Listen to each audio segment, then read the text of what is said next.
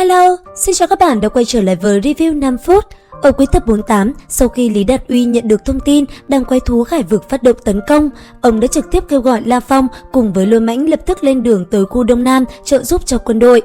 Và rất nhanh sau đó, trên phi cơ chiến đấu của mình, trong bộ trang phục hắc thần, La Phong đã vô cùng lạnh lùng lao thẳng về phía tập đoàn quái thú Khải Vực mà chiến đấu. Trong cuộc chiến này xuất hiện rất nhiều quái thú thực lực mạnh mẽ. Tuy vậy, đến cuối cùng, bằng vào sức mạnh của mình, La Phong vẫn thành công lấy mạng con quái thú lãnh chúa đầu đàn và đẩy lui đợt tấn công của đàn quái thú tới từ Hải Vực. Sau đó, rất nhanh, La Phong đã an toàn trở về nhà của mình. Và sau ít ngày tận hưởng khoảnh khắc hạnh phúc cùng gia đình và người thân, rất nhanh, La Phong đã tới điểm hội hợp cùng với mọi người để đi tới khu di tích Văn Minh Cổ số 9. Lúc này đây, tại tổng bộ của võ quán Cực Hạn, sau khi tới nơi, La Phong đã được dẫn tới một căn phòng. Ở trong đó, tất cả những chiến thần mạnh mẽ nhất đều đã tề tựu ở đó.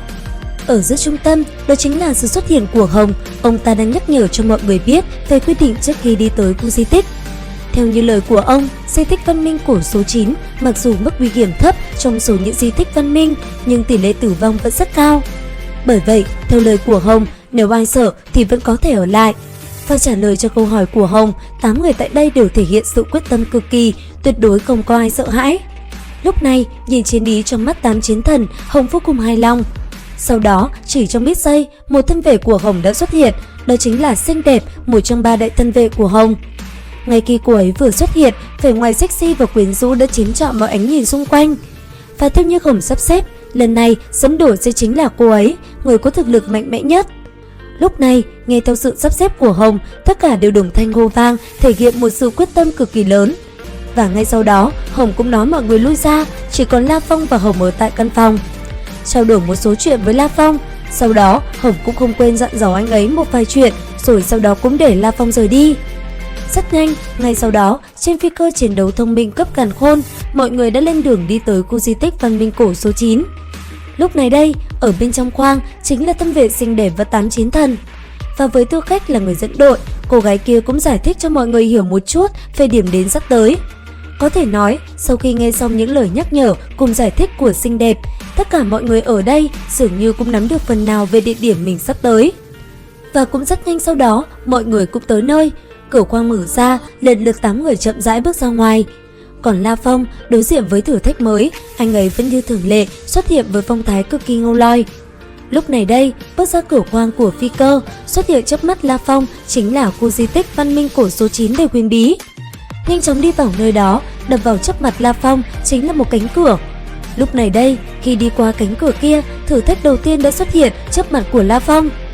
Lúc này đây, toàn bộ cơ thể của La Phong bị trói buộc bởi những sợi dây thông tin kỳ lạ, cho dù là phi đao cũng không thể phá hỏng chúng. Thế nhưng, một điều thật buồn cười, đây lại là một thứ để phân định người sẽ đi vào thông đạo nào tiếp theo.